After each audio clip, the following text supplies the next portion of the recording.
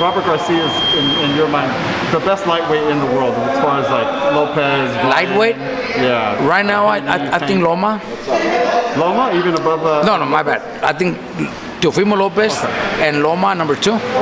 Yeah, I think so. And then you have like Ryan. Then from there, I'll probably go to Ryan and then Tank. Oh, okay. Yeah. You don't think you think Loma just lost that night, but he's still I think he just lost that night. I think Loma in a rematch he could beat TEOFIMO. I think Loma could beat any of the other lightweights out there. I think he does. I think it was just he just had a game back. He fought a wrong fight. He started off too late. He started too late. He gave away the first half of the fight. It happens. It could happen to anybody. I think he's a much better fighter. I think like I'm telling you, I think in a rematch he might even beat TEOFIMO. Lopez versus Kambosos. What do you think about that? To be honest, I never even seen Kambosos. I never seen him fight until all this big deal with the purses, making so much money. That's when I learned about him. I've never seen him fight. Yeah. So Lopez should win. Maybe Lopez, yeah. Yeah, Lopez should win. I don't know the other kid. Never seen him fight. Right, for sure.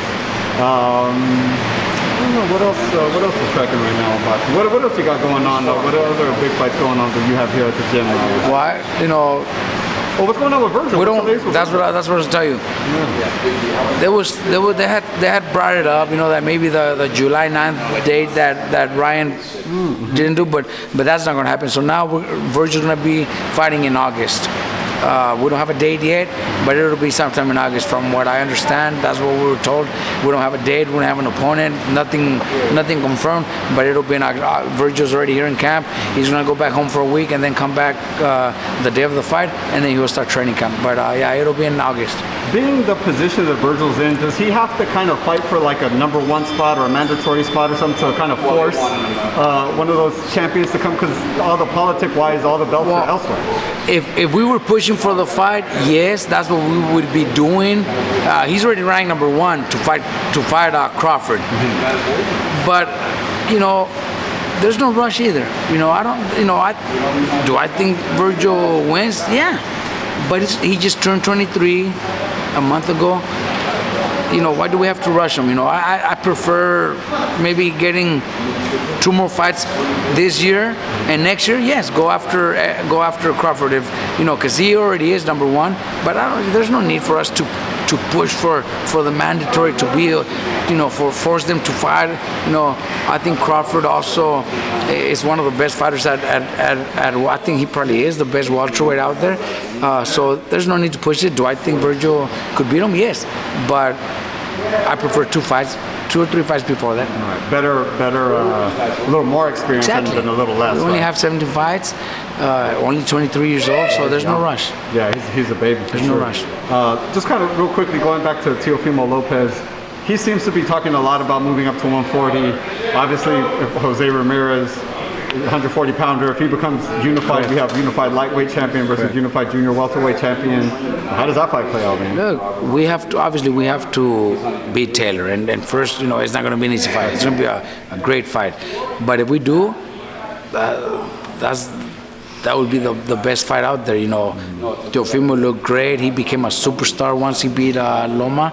I think it would be a huge fight for boxing. So yeah, that's a fight that I would right away go after. I'd love to see it, yes, man. I'd love definitely. To see it. Quickly, man, I got to talk to you about that car situation with Mikey when he had you in the car. I felt like it was a little brother getting back at the big brother type thing at the time. Well, I had never been in a car with Mikey, and he's had those type of cars for a few years already, and I had never, because I know he's just one of those guys that he's gonna have fun, trying to scare me. That's the way Mikey is.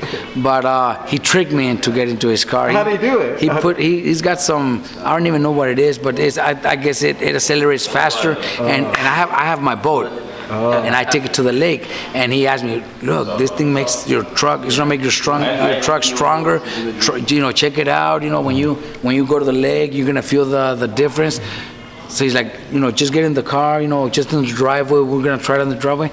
So they got you. They got me, and then he goes downhill, and it was scary. It was scary. Yeah, I was talking to The scary thing is it wasn't even in the, you know, if it would have been in a track or something, at least we know there's some comfort. Could be exactly, right, but it was where he lives up in the mountains. So going down like pretty much like Big Bear type of curves, cars coming, donkeys, wild donkeys. You know, so it was scary. Right, you never got in the car with them after Never that? again, No, never will, never will.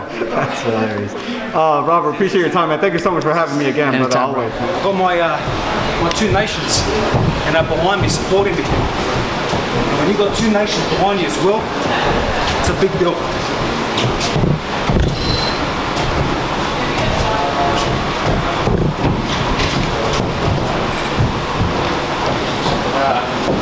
You'll see him June 19th.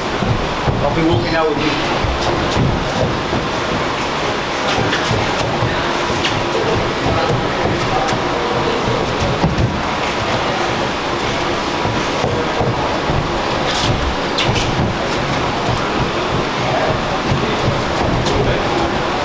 You're fast, brother.